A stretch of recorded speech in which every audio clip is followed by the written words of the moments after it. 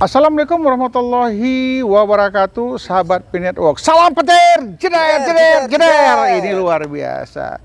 Baik penggemar video YouTube ya, Basafon ya. Itu kemarin ada yang dari Malaysia, ada yang dari Jawa Tengah, Jawa Timur, dari Palembang, dari Lampung. Terima kasih sudah mengikuti video dan rindu Abah kemarin itu udah lepas. Maka hari ini saya coba lanjutkan membuat tentang P-Network perkembangan saat ini. Kita bertanya kepada dua suhu saya, yang satu di sebelah kanan saya, kanan habis ya, itu namanya Pak Darso. Kemudian yang kedua ini yang pakai baju P-Network ini luar biasa, namanya Mas Pri. Kenapa saya bilang suhu? Bayangin aja, kuenya lebih dari 75.000. Angkat tangan kita, salut, senior. Awak baru berapa ribu kan? Mereka sudah puluhan ribu, mendekati 100.000. Ini keren habis. Kita mulai bertanya kepada salah seorang teman saya, sahabat saya, Mas Pre ya. Mas Pre ini luar biasa ya. Saya sudah hampir 1,5 bulan nggak ngikutin perkembangan. Bisa nggak berbagi informasi perkembangan saat ini tentang P-Network sudah sampai di mana? Ya, kalau saat ini kan memasuki bulan Juni ya, Pak ya. Bulan Juni 2022. Ya. Nah, kemudian setiap bulan itu rate penambangan pasti menurun, kan gitu. Menurun, sangat menurun sekarang ya. Ini menurun sekali dan seperti apa yang dikatakan Nicholas itu fee itu akan langka, kan gitu. Kira-kira kapan berakhirnya penambangan ini? Kalau melihat situasi yang ada saat ini. Kalau penambangan saya pikir tergantung batas supply ya. Jadi kalau misalnya nanti supply yang sudah ada di roadmap itu atau di white paper itu sudah cukup, ya mungkin itu penambangan sudah berhenti kan gitu. Berapa lama lagi diperkirakan?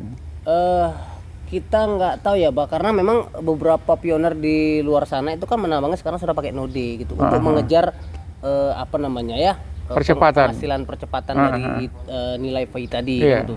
Tapi kalau kita yang masih pakai Android ya mungkin kita natural lah gitu ya, alami ya. Gitu. Jadi menunggu sampai supply-nya itu tutup. Tetapi memang bulan-bulan ini adalah bulan-bulan yang sangat menegangkan kan gitu. Oh gitu? Ya, karena memang bulan-bulan yang sangat menegangkan. Ya, karena memang tapi banyak disukain orang yang tegang-tegangin. Oh, iya, jadi memang di tanggal 26 kan gitu, itu khususnya di Indonesia kan katanya akan ada kampanye FI kan gitu di Jakarta kan gitu. Nah, mereka membuka luas bagi para pioner untuk bisa hadir menyemarakkan hari besar di Indonesia lah gitu ya, agar dilihat oleh para 26 bulan berapa itu? Bulan Juni ini. Bulan Juni ya, tapi begini ya, memang ada informasi yang saya dengar, undangan terbuka, semua diundang suruh hadir. Tepatnya di mana? Di Jakarta, Bah. Di Jakarta, alamatnya belum tahu pasti ya. Alamatnya belum tahu, kayaknya mungkin di Monas. Di Monas ya. Yang jadi pertanyaan saya ya, kalaulah kawan-kawan ya simpatisan ya, penggemar-penggemar P-Network ini kumpul, apa yang akan terjadi di Jakarta? Bagaimana izinnya sudah ada atau belum itu? Jangan sampai nanti dengan semangat kita berangkat ke Jakarta, ingin jumpa teman-teman sahabat P-Network kita, tiba-tiba izin keramaiannya ini jadi masalah. Tolong sampaikan kepada teman-teman panitia ya yang membuat acara ini, pastikan dulu izinnya. Jangan sampai kami yang dari daerah sudah datang nanti ya Mas Darso ya, kita sudah datang tiba-tiba problemnya tidak boleh kumpul-kumpul. Ada ada COVID gaya baru. Wahyu tah siapalah katanya, tak tahulah saya itu. Nah, sampaikan kepada teman-teman yang mungkin sebagai panitia di sana, pastikan izinnya dulu. Jadi janganlah sampai dari teman-teman daerah sudah berhasrat mau ke sana, tiba-tiba bermasalah dengan izin keramaiannya. Kalau menurut Mas Darso gimana kira-kira? Ya, itu adalah bentuk euforia ya. Artinya mungkin ingin menunjukkan sesuatu yang karena ini kan sangat menggembirakan. Jadi sah-sah saja kalau kemudian ini teman-teman begitu antusias ingin ikut, katakanlah berpartisipasi. Untuk hadir ya? Iya. Satu lagi tentu saja ini ingin menunjukkan bahwa Indonesia itu juga tidak kalah heboh dengan negara Saya luar. Semangat, saya kepingin juga ya dengan disampaikan oleh Mas Pri kemarin itu, yuk kita main ke Jakarta, yuk kita hadirin. Tapi saya kembali berpikir, apa sudah ada izin keramaian titik kumpulnya? Maka saya ingatkan kembali kepada kita dan teman-teman yang mungkin nanti yang nonton video ini, coba urus dulu izin keramaiannya, titik kumpul di mana, jam berapa, diantisipasi segala sesuatunya. Jangan lagi enak kumpul, belum bicara udah dibubarkan. Itu yang saya ingatkan itu. Jadi perkembangan untuk hari ini menurut Mas Darso udah sampai apa lah kira-kira? Ya, kalau Pi Network itu gencarnya ya, Bah. Gencarnya dan hebohnya itu yang saya lihat di media sosial tuh seperti Twitter. Itu kalau kita lihat, wih, saya mengatakannya wih gitulah kira-kira. Wah, ini nggak pernah mengatakan wih, kalau udah katakannya wih udah serius lah ini. Mereka itu sepertinya sudah sangat-sangat apa ya? Yakin, kalau antusiasnya itu dan yakin sampai tingkat hakul yakin lah. Kalau dalam bahasa kita, mereka itu sudah hakul yakin dengan perkembangan Pi Network yang yakin kali mereka sudah sepertinya udah dekat kali. Sudah dekat kali ya. Kesuksesan tuh udah Sudah di ambang pintu. Sudah di ambang pintu, kira-kira gitu. Tapi prediksi saya, dengan adanya perputaran waktu, pergeseran waktu, ini penyaringan alami. Yang benar-benar serius masih bertahan sampai hari ini. Orang yang masih ragu-ragu, 1-2 sudah mulai mundurkan diri, bahkan nggak pernah nambang lagi. Ini yang saya lihat.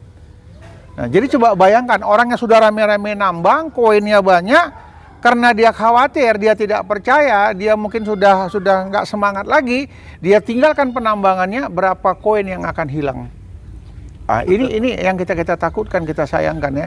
Tapi biarlah mereka, kita akan tetap komit, kita akan tetap terus berjuang untuk mempertahankan Pi Network ini sampai titik darah yang perhabisan. Ya, gratis, nggak bayar.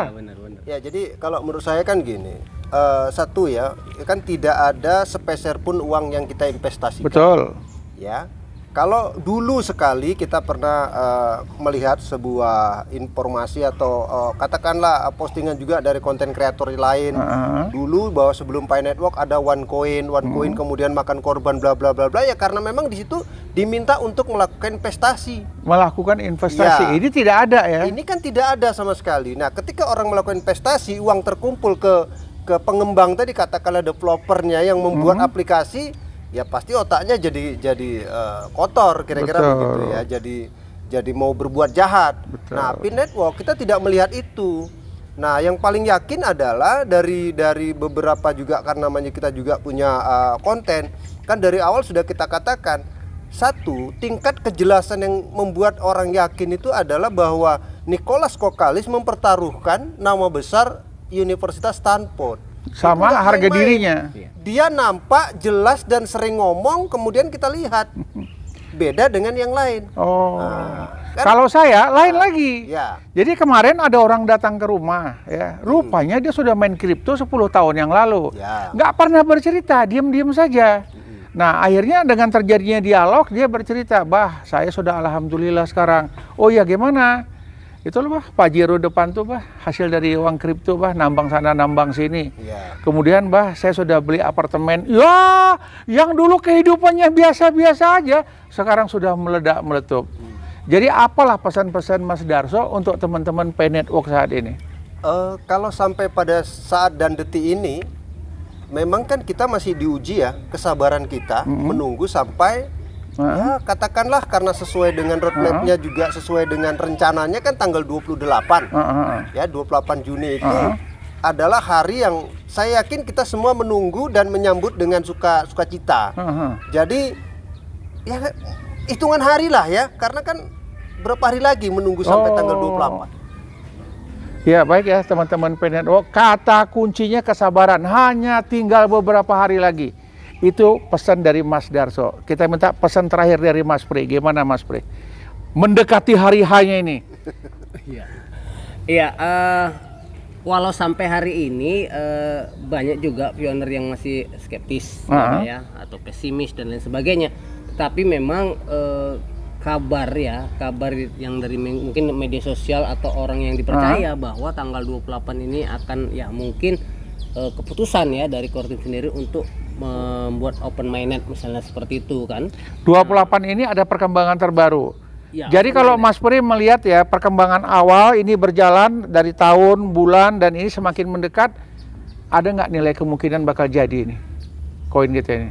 Ya, kalau kita optimis gitu, tapi memang di dalam dunia kripto itu open mainnet terjadi itu karena memang sudah memiliki sebuah apa ya namanya ya regulasi yang sangat pas gitu, Bah. Jadi dia tidak lagi misalnya kan roadmap itu kan memang 3 tahun harus jadi gitu kan. Iya, Tapi kalau memang 3 tahun itu tidak jadi, kita juga nggak tahu apakah tanggal 28 nanti itu finalnya atau diundurkan sedikit, kita nggak tahu karena memang Tapi masih yakin ya, keputusan ini itu akan kita jadi ya? yakin, kita yakin kan Alhamdulillah. gitu. Nah jadi teman-teman semuanya ya kalau misalnya harga yang ditentukan oleh keputusan misalnya Kortim atau konsensus nanti di angka $100 saja itu sudah memang luar biasa karena kawan-kawan di daerah-daerah itu cair saja sudah luar biasa. $100 tuh nggak Gitu, ya kan? main-main.